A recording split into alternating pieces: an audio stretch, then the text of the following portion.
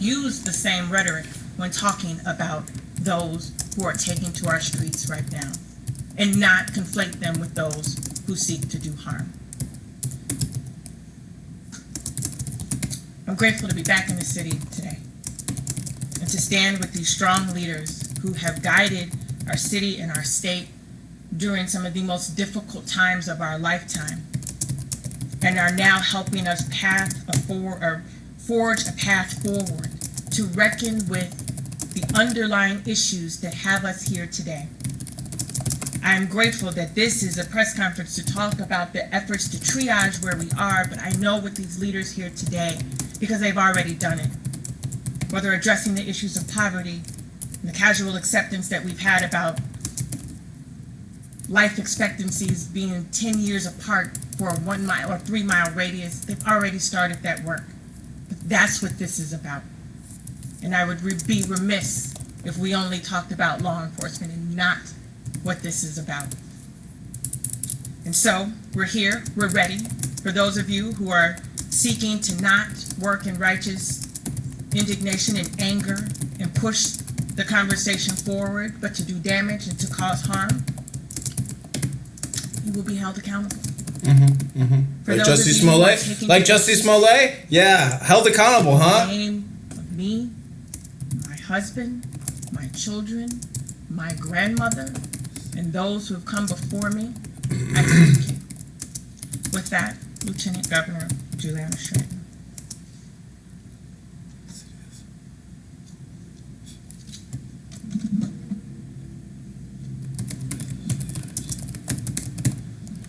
Good afternoon, and thank you, State's Attorney Kim Foxx, for your remarks.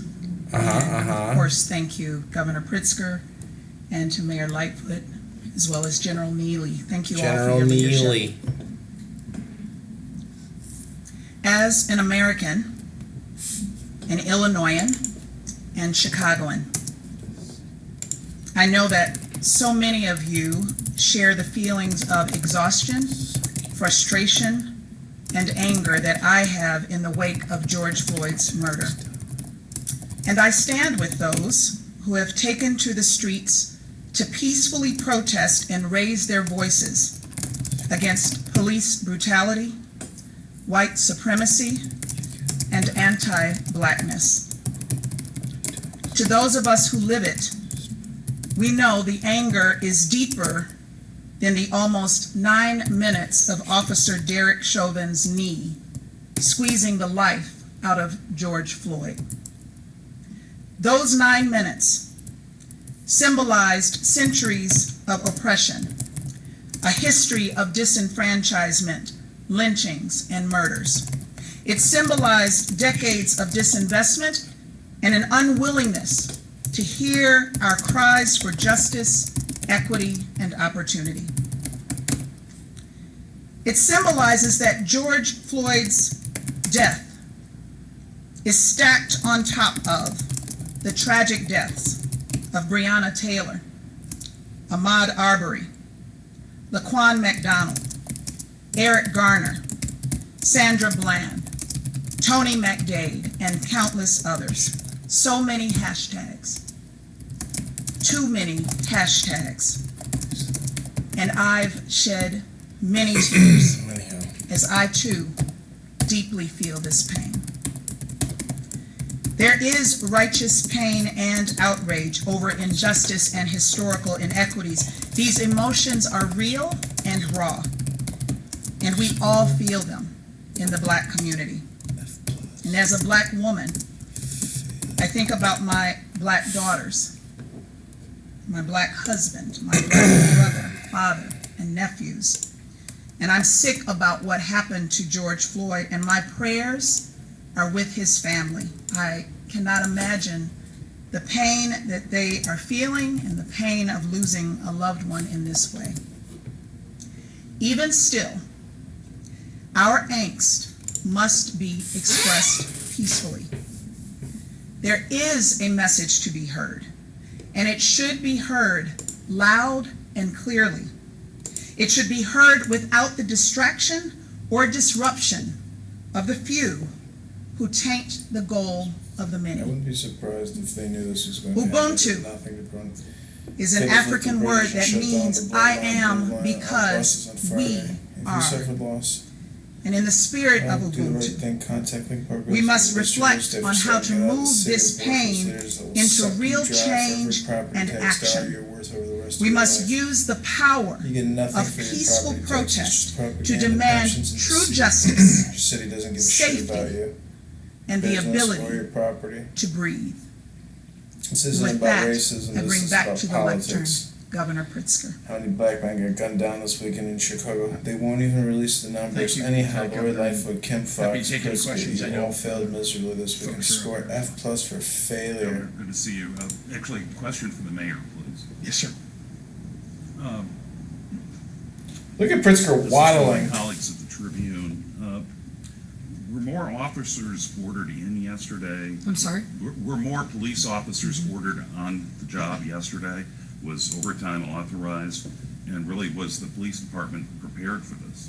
Yes, yes, and yes. The planning for yesterday started days before. We had canceled days off, used overtime. There were a number of police out. Do you hear that? This was all planned. They let the city get looted. Also, shifted They to let them flood the 12-hour streets. days, 3 watches. But Listen to her shake what and happened dawdle. She's so yesterday, nervous. along with the governor, I think, described it well. We moved from peaceful protest to an element that was in the crowd that was clearly there for a fight. You don't bring a claw hammer, a shovel, or bottles of urine, or accelerants, Molotov cocktails, unless you're up to something other than peaceful protest. And so dealing with that, Unless you're otherwise, you're not going to do some peaceful and then on the protest. heels of tamping that down, we saw literally people coming by the carloads and with U-Haul vans to loot and destroy and damage our businesses. Do we know who that element is? Do we know? Yeah. You know, what kind of Gangbangers from the south side or paid protesters. We are in partnership with the FBI, the U.S. Attorney's Office, the ATF, particularly their bomb and arson unit.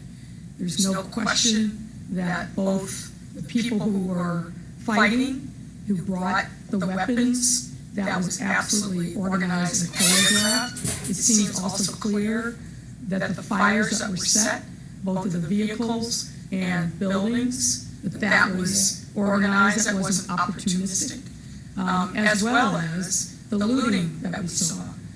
Somebody driving up with the U-Haul, having crews jump out, breaking the windows, going in, literally hauling out the merchandise in coordination, as we saw in way too many places last night.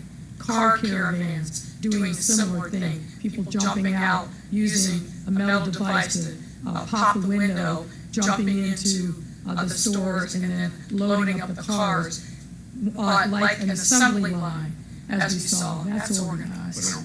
Can you identify who they are? We are, that is still under investigation, and once we are able to, we will certainly reveal that. I remember, I think, the last kind of major protests in the city were surrounding NATO. It was kind of the response to that was pretty contained, and there were some incidents of confrontation, but nothing of the looting nature. I think we're talking about apples and oranges. Two different things, of course. Oh, absolutely. From NATO. Let's also remember what the city's reaction was in the wake of the disclosure of the killing of Laquan McDonald. People took to the street, people protested, people shut down Michigan Avenue on Black Friday, but all of that. Black Friday, what is that? Was done peacefully. This was something different, and there were clearly efforts made. Hey, Mayor, why don't you speak into the microphone, you The dummy? peaceful protest and to turn it into something else. And again, the investigation of that is still very young, but I'm confident that we will get to the bottom of it and be able to explain in a more fulsome way what exactly happened. But make no mistake, this was an organized effort last night. Oh, yes, it was. And Mayor Johnson.